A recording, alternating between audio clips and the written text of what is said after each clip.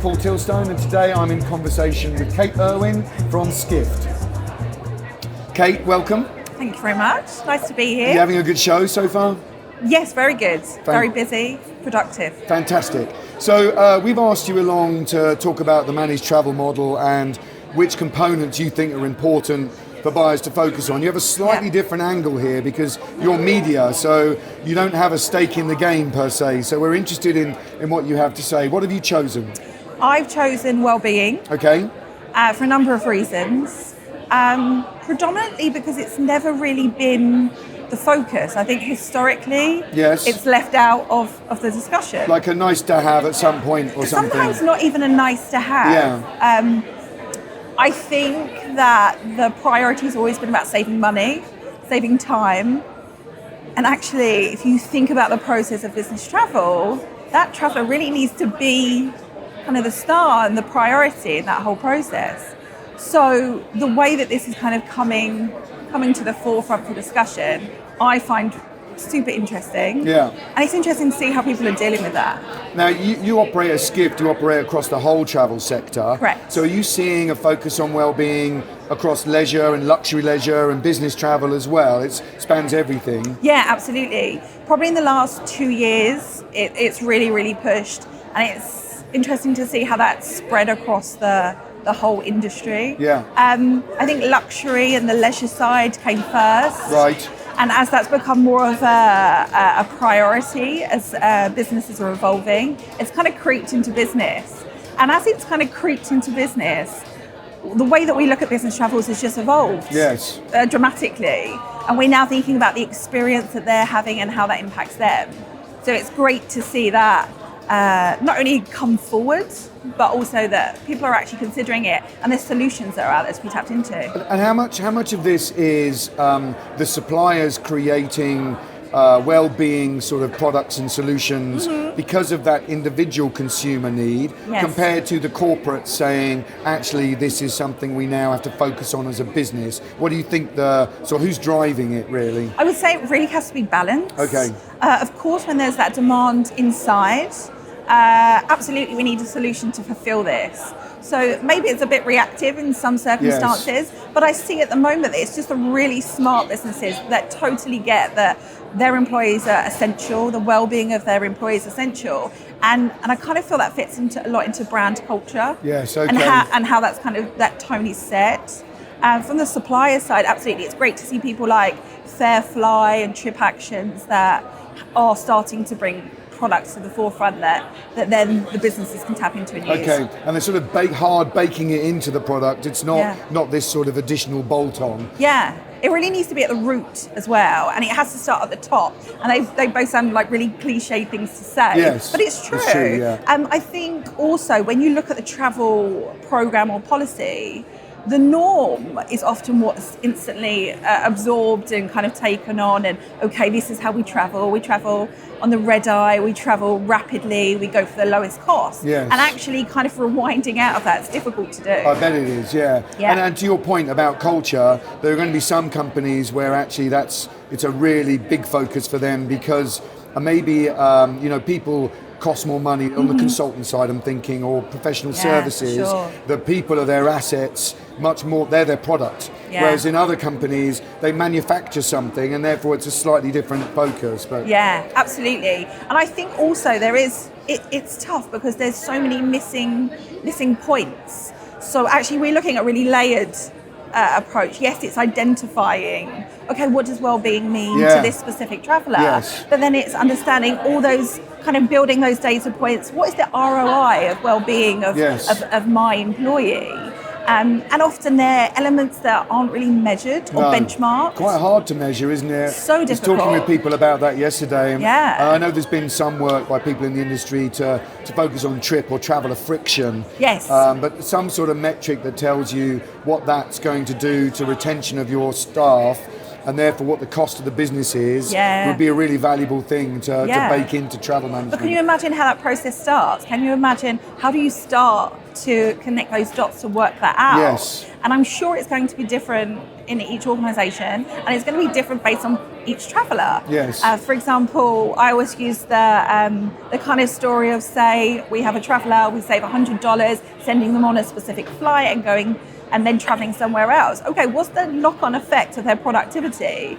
Are they a bit grumpy when they come in the next day because they're straight into a meeting? Yes. And kind of understanding that's going to still be really hard to quantify. I don't think there's a exact formula that you can kind of pick up and bake in, but who knows? It will be interesting to see how people approach it. Yeah, okay. Now you have a second subject, and Yes. it's no surprise it's linked to well-being. Yes, for It's sure. sustainability. Absolutely. Okay, and what in particular are you seeing in sustainability in corporate travel?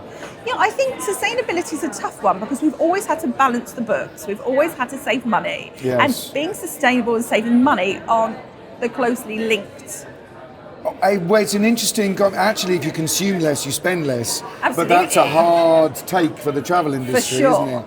And also, I always feel that those more sustainable options aren't necessarily accessible in some of the travel managed programs or policies You that mean are out at there the at point the of moment. sale and the offerings by the for sure. TMCs and Because we've gone beyond flight shaming now. Yes. We're not just talking about how many flights I take or which airline I've chosen, but we're actually talking about how many times am I going away, how long am I going to be there, what kind of hotel am I staying in, Yes. and even to the point of food and beverage. Yes. If you're at a plant-based hotel that's only serving that, of course the impact's going to be lower. yeah.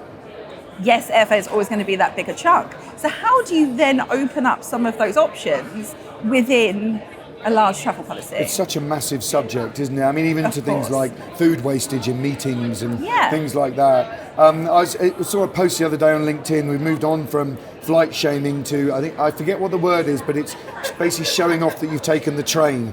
It's a really positive Yes. thing, and I thought that was quite interesting. I was also at a conference recently with TMCs, and I asked them in the room, who of you in this room thinks that flight shaming may have a material impact on the volume of air transactions that you're going to do over the next 12 to 24 months. 50% of the room put their hands up, which I thought was a real admittance that there's a challenge here for those in the middle. And also, I look at this as a business opportunity. Yeah. So if you think about the Generation Zs that are coming into their adulthood, Yes. they're the key decision makers. So whether they're employees of you or whether they are the travel managers, they are now, I think the percentage that we released in a Skift report was 73% of them are choosing brands to travel with that fit with their own ethos and approach to sustainability. Ethics, yeah. So then you think, okay, these are going to be the people that are our decision makers. So if I'm not leading the way in my field when it comes to sustainability, I'm not going to be the brand that gets selected. Yes. So actually this is, yes, business it's great. case. It's a business case as well. And I think when you're trying to balance the books between being ROI, focused and driven, and then being sustainable for our planet, actually you can balance them. And as a media observer, how easy do you think it is for our industry to talk about the reduction of consumption? Do you think we can do it as an industry and challenge ourselves, or is it just too hard a subject? It's tough. Yeah. And I think it will be a tough and challenging conversation to continue to have. I don't think it's impossible. I think it's essential because for our industry to continue and be sustainable itself, I think we're just having to change our mindset from a very numbers-driven approach and priority. Yes. Because travel's often about how many people we can get to visit certain destinations or how many people we have out on the road, and it's always the more the merrier. Yeah, okay. Yeah. Okay. Well, because there's this sort of business travel equals business growth. Yes. And I think it's probably a lot more complicated than that. Yeah. I think in a world where you've got digital communication, collaboration platforms, it's not always business travel that drives business growth. It's a combination of interactive methods. Yes. And one of those components is face-to-face. Yeah. One of them is transient. One of them is in meetings and conventions. That also drives growth. So it's a very complex relationship. And I think it's the unknown. Yeah. Okay, we are just assuming it's not about what am I going to lose by taking that person out of that trip or out of that conference. But it's, okay, well, actually, what are the possibilities or what was it driving? And that's hard to isolate and understand. Yes. I think we're living in the age now of technology where we have a lot of tools at our use to kind of fill that void and that gap.